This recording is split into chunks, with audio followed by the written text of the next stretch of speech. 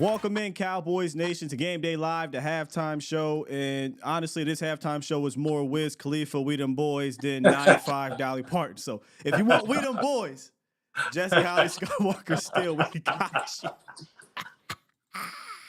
you.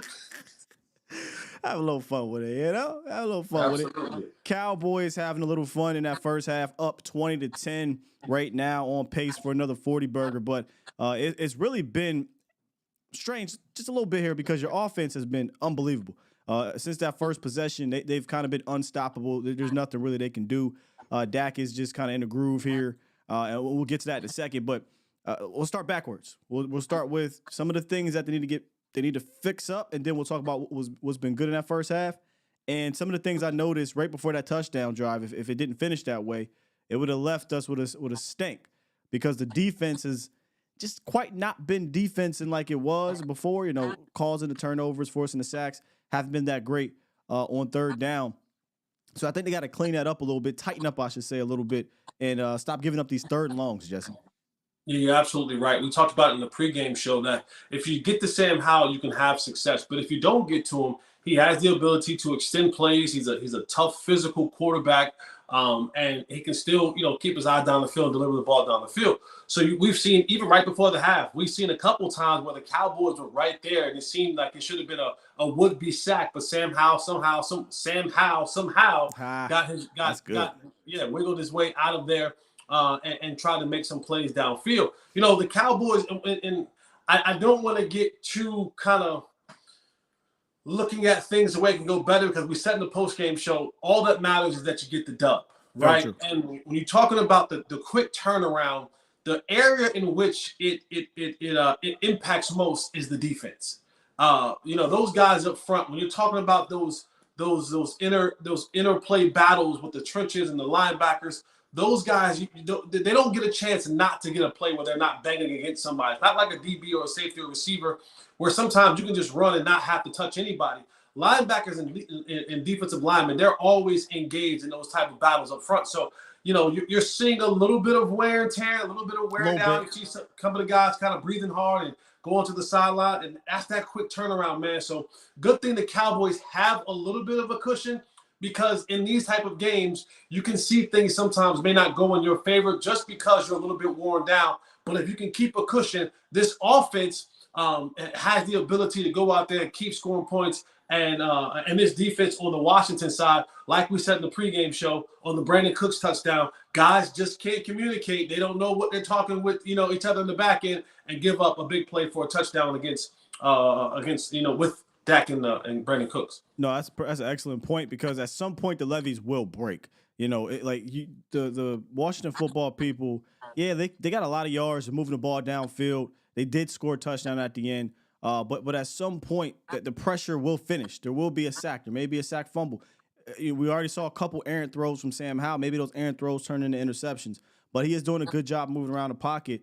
But if he has to continue to throw the ball and be aggressive and not be conservative, at some point, either he's going to get you one or you're going to sack and you're going to put him back. And they did a good job at this. Let me tell you this about the defense. When they have given up a first down or something like that, there'll be a second and 7-yard loss on 2nd and 10 or 2nd and 9 or whatever. And now you're backed up to 2nd and 18 and it's 3rd and 11. But for whatever reason, they're just giving up the first down on 3rd and long, which is uncharacteristic of them. But I don't see them keeping that up on that side of the ball. I feel like, again, like I said, these levees will eventually break.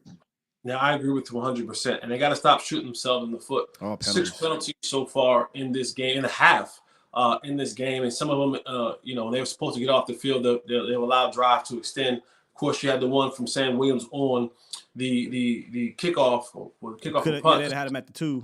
They would have had him at the 2, but the penalty gives them some yardage to get out of that, get out from being backed up. So, I mean, again, we can pick and we can kind of pick things apart, but remember that these guys literally just played 4 days ago. So to be up 20-10 right now against a football team that I believe it's not a great football team. They have some really good components to this team, whether that be coaching, whether that be certain players or what have you.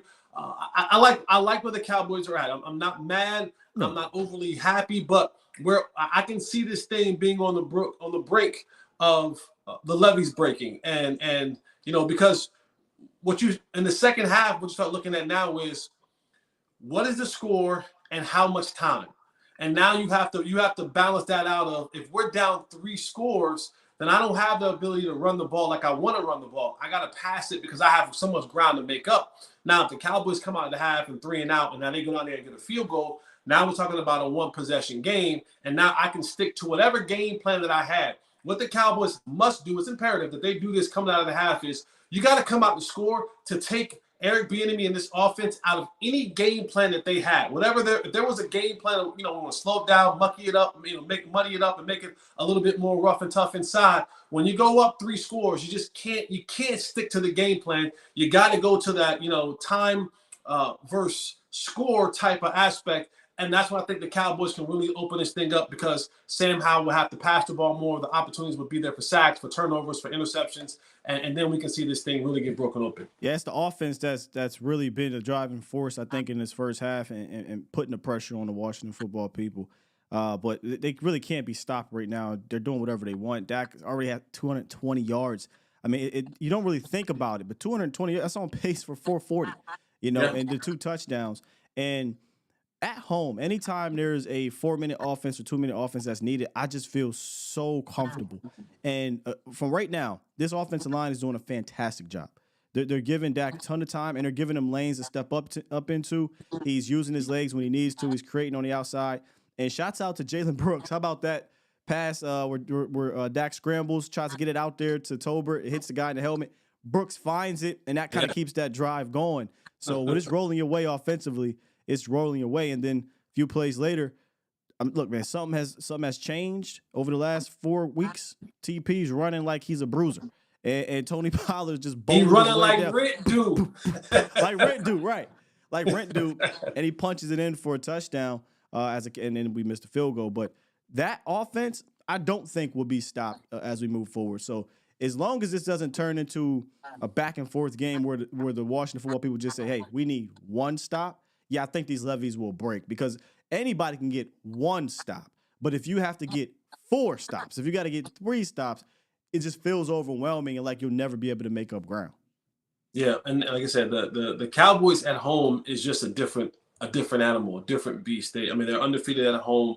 They score at a high rate, 30 points a game at home. So, they're on pace to do a lot of great things. Right now, Dak has found 9 different receivers. 9 different receivers have a reception in this game. And like you said, Tony Pollard, 5.7 average, 5.7 yards per carry. He's definitely running like the rent is due.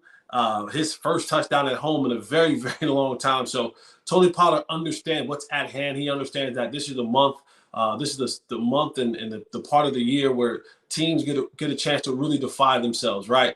Because everybody's wore down, everybody's beat up, and so if you're able to impose your will on different defenses, that's going to help you in games where you have to just wear teams out and that 4-minute offense and that second half offense, because as you get into the playoffs, the 30-point victories, those become few and far between. So this style will be necessary. And I think Tony Pollard is displaying it, that he can do it, so that Mike McCarthy and company and his teammates and himself, I think for even him to know that I am that dude, that however you want to give it to me. If you want to give it to me on the outside, I'm good. You want to give it to me on the inside, I'm good. You want to pass to me, I'm good. However you want it, I can give it to you. Have you been noticing all the outside runs today? A whole lot of outside runs, very successful ones too, by the way. Yeah. Shouts out to the run. Look, they've been run blocking well, they've been pass blocking well, and they got the screen game going. They are just in the zone over there, and like you said, it's imperative to come out and get a touchdown, because if they come out and get 7, now it's a 17-point game. Right. I just think those guys on that sideline, maybe not Sam Howell, maybe not EB, because quarterbacks and offense coordinators always think, hey, we can score 40 points in a half, right?